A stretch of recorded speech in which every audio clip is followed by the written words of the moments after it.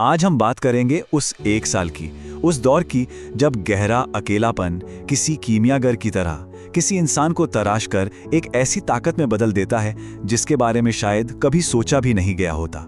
चलिए इस सफर को जरा महसूस करते हैं। ये बातें सीधे उन लोगों के नाम हैं जिन्होंने अपनी सबसे बड़ी लड़ाइयां एकदम खामोशी से अकेले लड़ी हैं। ये उन्हीं के लिए है। और पता यही तो इस पूरी बातचीत का निचोड़ है कि कैसे जिंदगी का वो सबसे मुश्किल साल जिसमें कोई अकेला रह गया था, असल में उसे तोड़ नहीं रहा था बल्कि उसे बना रहा था, उसे गढ़ रहा था। तो चलिए एक बार उस साल में वापस चलते हैं। वो वक्त जो लोगों की मौजूदगी से नहीं बल्कि उनकी गैर मौजूदगी से पहचाना जाता था, जब खामोशी ही सबसे ऊंची आवाज थी। जरा उस एहसास को सोचिए जब कोई हाल तक पूछने वाला नहीं था, कोई ये समझने वाला नहीं था कि अंदर चल क्या रहा है, और कोई बस इतना कहने वाला भी नहीं था कि फिक्र मत करो, मैं हूं ना।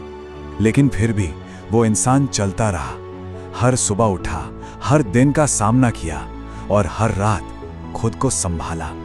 ये वो खामोश हिम्मत थी जिसका गवाह अपने सिवा और कोई नहीं था। अब ये समझते हैं कि ये अकेलापन आखिर है क्या। ये सिर्फ लोगों का आसपास ना होना नहीं है, नहीं, इसका मतलब कहीं ज्यादा गहरा है। अकेलापन असल में कोई बाहरी हालात नहीं बल्कि एक अंदरूनी एहसास है। ये तब महसूस होता है जब अंदर शब्द तो बहुत होते हैं पर सुनने वाला कोई नहीं होता, जब कोई लड़ रहा होता है पर साथ देने वाला कोई नहीं।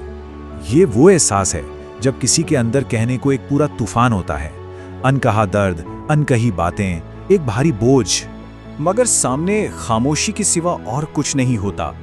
इन शब्दों का अनसुना रह जाना ही तो असली अकेलापन है। ये वो पल है जब कोई हिम्मत की दहलीज पर आकर टूट जाता है, जब लगता है कि बस अब और नहीं हो पाएगा, और फिर अपने बिखरे हुए हिस्सों को खुद ही उठाना पड़ता है, खुद ही जोड़ना पड़ता है। आत्मनिर्भरता की ये पहली और शायद सबसे कठिन सीख होती है।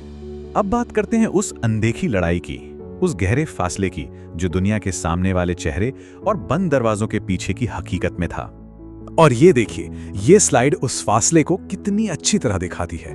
दुनिया के लिए एक मुस्कुराता हुआ जवाब था, मैं ठीक हूं। लेकिन उस एक जवाब के पीछे छिपे आंसू, वो डर और वो खाली कमरे, इसका सच सिर्फ वही इंसान जानता था।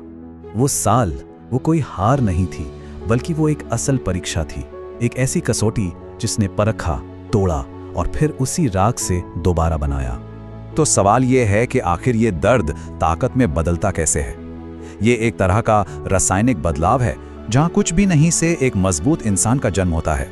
होता यह है कि जब बाहर से कोई सहारा नहीं मिलता तो इंसान अंदर की तरफ मुड़ता है। शिकायतें धीरे धीरे खत्म हो जाती हैं, उम्मीदें सिमट जाती हैं और सारा का सारा भरोसा उठकर सिर्फ एक इंसान पर टिक जाता है, खुद पर। और यहीं से आत्मनिर्भरता का जन्म होता है। तो चलिए देखते हैं कि ये बदलाव किसी को बनाता कैसे है। एक बात याद रखने वाली है, वो दौर बदलता जरूर है पर तोड़ता नहीं है। वो निखारता है, तराशता है। उस दौर के बाद इंसान में कुछ गहरे बदलाव आते हैं। वो कम बोलने लगता है क्योंकि वो जान जाता है कि हर कोई समझेगा नहीं। वो ज्यादा सोचने लगता है और सबसे जरूरी, वो खुद को प्राथमिकता देना सीख जाता है। ये कोई कमियां नहीं है, ये दर्द से कमाई हुई समझदारी है। ये एक तरह का सौदा था। उस साल ने मासूमियत छीन ली, हाँ, लेकिन बदले में वो एक ऐसी ताकत दे गया जो अब जिंदगी भर साथ रहने वाली है। अब हम उस दर्द के असली मकसद पर पहुंचते हैं। वो मुश्किल साल, कहानी में कोई गलती नहीं था बल्कि वो उस मजबूत इमारत की नींव था जो आज कोई इंसान है। ये लाइन उस रिश्ते को बिल्कुल साफ दिखाती है। आज की हर हिम्मत कल के उस अकेलेपन की जमीन पर ही खड़ी है। उस दर्द ने एक बहुत मजबूत आधार दिया है। और अगर कोई इस वक्त उसी दौर से गुजर रहा है तो एक पल के लिए ठहरिए।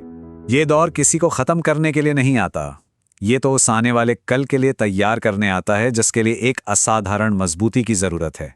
ये तैयारी का वक्त है।